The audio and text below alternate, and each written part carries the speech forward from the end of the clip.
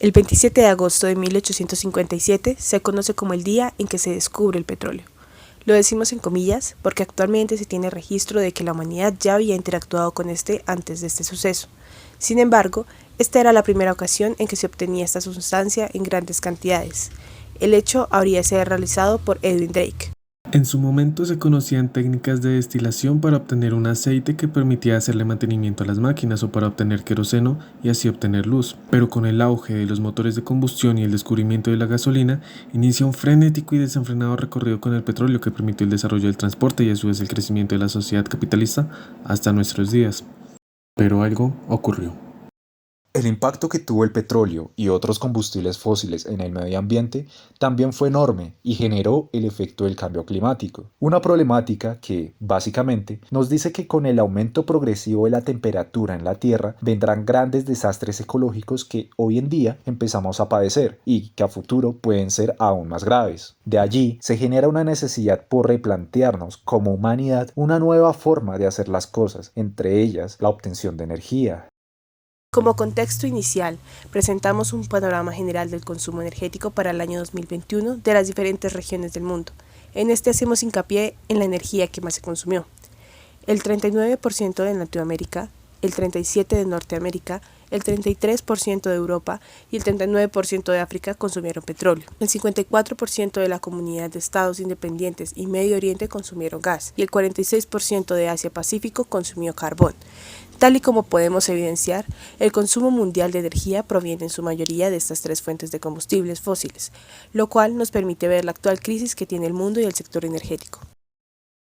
Justamente con el fin de promover un cambio en ello, en los últimos años se han presentado diversos acuerdos ambientales internacionales, como los Acuerdos de París en el 2016, en los cuales se han propuesto objetivos en común para la reducción de gases de efecto invernadero, además de que anualmente se ha venido realizando una cumbre climática organizada por la ONU, que se vio envuelta en una polémica por lo sucedido hace un año en Glasgow, cuando diversos líderes mundiales asistieron a ella en sus aviones privados, lo cual resultaba irónico teniendo en cuenta la temática del evento, que es justamente sobre el cuidado del medio ambiente. Pero bueno, que a raíz de este tipo de acuerdos y metas, el interés de algunos gobiernos se ha enfocado en nutrir sus mallas energéticas de producción alrededor de las energías renovables.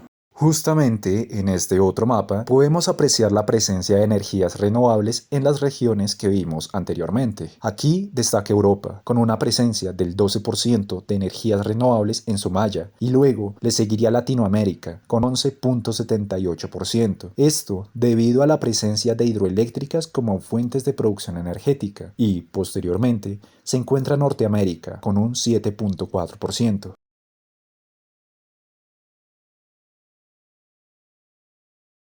Entre las más conocidas de este tipo de energía están la eólica y la solar, que serían de carácter no convencional a diferencia de las hidroeléctricas. Más adelante mencionaremos algunos problemas que suelen tener estas energías renovables no convencionales de producción. Sin embargo, a primera mano, uno de los retos más grandes que ha tenido la implementación de estas es el asunto de su completa dependencia al clima, lo cual significa una variación constante en lo que se produce. Simplemente, en algunos días generará más energía y en otros será lo contrario. De allí surge nuevamente otra necesidad para garantizar un adecuado almacenamiento de esta energía para poder aprovechar aquellos momentos en que haya exceso de producción. Aquí es donde entra un papel importante para Latinoamérica. Y es que, si bien actualmente se sigue estudiando este tema de cuál es la mejor tecnología para almacenar energía, el litio y sus propiedades químicas han destacado enormemente para la producción de baterías eléctricas. Actualmente, las mayores reservas de este metal blando se encuentran en lo que se llama el Triángulo del Litio, una serie de salares que se encuentran presentes en los territorios de Bolivia, Chile y Argentina y que se cree acumulan las mayores reservas del mundo de este metal. Entonces, un metal muy preciado que se encuentra en territorio latinoamericano. Nos trae algunos recuerdos, ¿no? Este escenario ha hecho que estos tres países se planteen la posibilidad de abordar esta situación de una forma que beneficie a sus economías, a través de la industrialización y de la posibilidad de añadirle un valor agregado a este preciado recurso por medio de la fabricación de baterías eléctricas, por ejemplo. Sin embargo, no todo es tan sencillo. Justamente estos salares se encuentran en territorios indígenas y la intervención que se tiene que hacer en ellos es tan grande que los impactos medioambientales también pueden ser desastrosos. Es por esto que concretamente en Bolivia aún no se han podido desarrollar los consorcios y proyectos planeados hace un par de años, debido a que las propuestas han sido muy pobres en torno a la mitigación que tendrían en cuanto al uso del agua y su impacto en ecosistemas, además de la articulación con comunidades locales. En Chile esto ha sido diferente. Desde hace 22 años se viene explotando el litio y sus efectos se han hecho visibles en las comunidades locales, debido a la intensificación de las sequías e impacto en los recursos hídricos. Por el lado de Argentina, la misión también es enorme en cuanto a la oportunidad que representa esto para su golpeada economía. Pero las comunidades locales, teniendo como referencia lo ocurrido en Chile, temen por los impactos que esto tendrá en sus territorios, pues ya se están poniendo en marcha algunos proyectos a pesar de sus denuncias, y aunque hay promesas de mayor sostenibilidad en los nuevos procedimientos, no va a dejar de ser el mínimo de impacto que van a tener. La matriz energética de producción en Colombia está principalmente constituida por la energía hidroeléctrica, la cual representa un 68% del total de la producción en el país. Le sigue la producción de gas, con un 19%, y el carbón, con un 9%. Esto destacando las tres principales fuentes de energía primaria. Entre los departamentos que más destacan con su participación en esta matriz se encuentra Antioquia, debido a que allí es donde se concentran las hidroeléctricas del país, y la zona Caribe debido a la explotación de gas y carbón. Con estas cifras, es posible destacar que Colombia cuenta con una matriz energética basada principalmente en energías renovables. Sin embargo, desde el 2018 se vienen adelantando desde el Ministerio de Minas y Energías todo un programa enfocado en impulsar las energías renovables no convencionales del país. Desde ese año, se han venido adjudicando anualmente diversas subastas y contratos para la construcción de parques solares y eólicos. Esto con el fin de diversificar estas fuentes de energía y no depender completamente del agua, y más aún teniendo en cuenta el panorama futuro con las sequías cada vez más fuertes y prolongadas que se pueden dar comprometiendo la seguridad energética del país a futuro. Así, en palabras de Astrid Ulloa, profesora de la Universidad Nacional, la transición energética que vemos en el país es de carácter institucional, una que busca cumplir con metas y objetivos nacionales e internacionales. Más adelante hablaremos de la transición energética social también propuesta por Ulloa.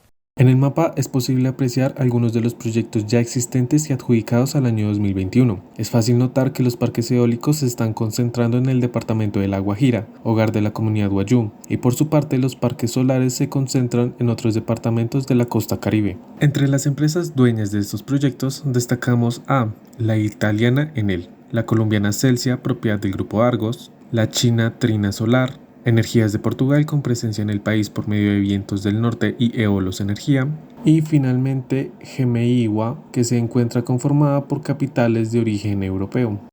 Estos departamentos del Cesar y La Guajira actualmente tienen otros proyectos de carácter energético, pero relacionados con el carbón. Además de todo el impacto ambiental que tienen en los territorios, últimamente también se han vuelto poco rentables, puesto que justamente durante el año pasado el grupo Prodeco renunció a sus títulos mineros en el Cesar, debido a la caída de los precios y la demanda durante los últimos años. Esto a causa de las diversas medidas tomadas para frenar su consumo en zonas como Europa. Ante este panorama, el surgimiento de este nuevo tipo de proyectos aparece como un bote salvavidas en términos económicos, debido a la nueva generación de empleos e inversión en las zonas. Sin embargo, no todo es tan positivo al final del día. La transición energética se ha tornado en un pretexto verde para seguir proyectando procesos de capitalismo, solo que ahora bajo la visión del desarrollo sostenible. Estos proyectos continúan generando los mismos efectos que aquellos proyectos energéticos tradicionales, como la minería, debido a que, con la falta de reconocimiento de las relaciones territoriales de los pueblos indígenas y locales, se socavan sus demandas de autonomía y autodeterminación de territorios. Al final también se hace complejo hacerle estas mismas críticas a estos proyectos, debido a que con esto de la transición energética que se hace en pro del medio ambiente, se terminan cooptando los debates, evitando que otras voces entren a discutir un replanteamiento sobre el extractivismo que se hace sobre estos territorios y la transformación que se hace sobre ellos, la naturaleza y la población. No podemos suponer que estas transiciones sean totalmente progresivas o anticapitalistas, de hecho a que es todo lo contrario. Han sido apropiadas y repensadas por el capitalismo justamente. No por nada hoy en día se ha convertido en todo un negocio en el que actores internacionales se han ido involucrando, tanto aquí en Colombia como en la región. Justamente la revista Forbes, en un artículo sobre el negocio de las energías renovables, destacó en el país la presencia de empresas que son propiedad de empresarios como el estadounidense Michael Polsky, quien cuenta con una fortuna de 1.500 millones de dólares y que se mueve en este asunto de la energía solar y eólica. E igual que con Gao Yifan, un empresario chino, propietario de Trina Solar, que nombramos anteriormente en algunos proyectos de energía solar. Retomando el caso concreto de la Guajira y el Cesar, podemos revisar la emblemática mina Cielo Abierto del Cerrejón, que en el 2022 fue comprada por el grupo Glencore, una empresa multinacional con sede en Suiza. Las relaciones de dependencia entre países desarrollados y subdesarrollados se hacen notar porque la exportación de productos de explotación minera representa la principal fuente de ingresos de estos últimos. En el caso de Colombia, las exportaciones mineras y de hidrocarburos representan un 55,6% de las exportaciones totales anuales para el 2022, según el último boletín informativo del DANE. El mercado de energías no solo está enmarcado en dinámicas de dependencia entre naciones, sino también dentro de dinámicas de colonialismo interno. Traemos el caso del embalse multipropósito de Los Besotes en Valledupar. Este proyecto planeaba proveer de un mínimo vital de agua, un distrito de riego agrícola y una central hidroeléctrica. El conflicto se da, pues, el lugar donde se planeaba la construcción del embalse es territorio indígena protegido bajo la figura de resguardo, donde se ubica el pueblo Icargua con más de 80 familias en el territorio y a las cuales el embalse no había desarrollado una consulta previa, la cual está amparada como derecho fundamental de los pueblos indígenas por la sentencia T-547 de 2010.